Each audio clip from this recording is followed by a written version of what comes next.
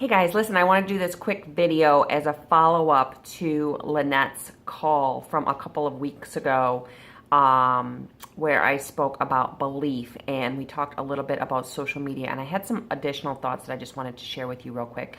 So, I mentioned that I built a lot of my business on social media, and I went back and I looked, and a lot of my challengers and a big portion of my coaches came from social media. And I made a comment that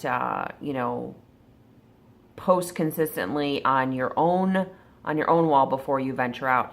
And so, that's really my advice to you guys is before you go running off in a million different directions, have a consistent message on your own personal wall, which is just really about healthy living. It doesn't have to be salesy. It doesn't have to be icky. It doesn't have to be all beach body. But, if you're doing your workout, if you're drinking your shake, if you're eating healthy, if you're inspiring others, if you're recognizing your customers and your coaches, that stuff will be speckled in there. And if and when you guys are consistent with that, then feel free to branch out to other mediums. I will tell you that I posted consistently on my personal page and my blog until I got comfortable with that. And then I started some other things like my Facebook page and my Instagram account. But recognize it takes time and consistency. And when I did decide to do it, these were a couple of things I did.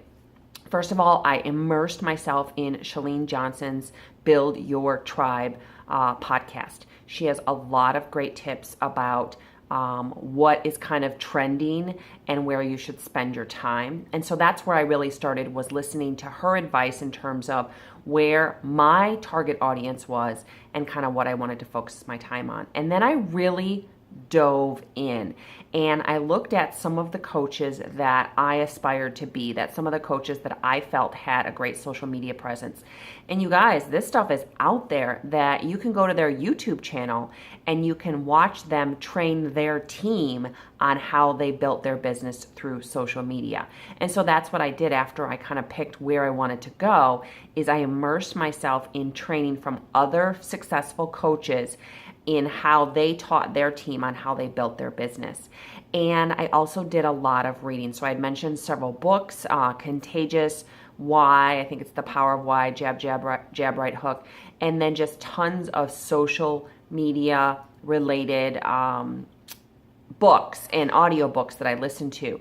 And I got very focused on what message I wanted to get out there, and I started to attract people. And so in addition to, paying somebody a couple bucks a day to post for me, they were doing follows and unfollows, and I started commenting and liking, and I started to build a following, a brand, relationships with people. And as the time was right, then I started inviting those people to my challenge groups and to the coaching opportunity. So it takes time, but I would tell you, first of all, make sure that your own personal Facebook presence, your own personal page is consistent, and then feel free to kind of investigate other ideas. There's nothing wrong with picking a medium and then duplicating what you're already doing. Just know that it's going to have a different response than your personal Facebook page, just because it's a different target audience, if that makes sense.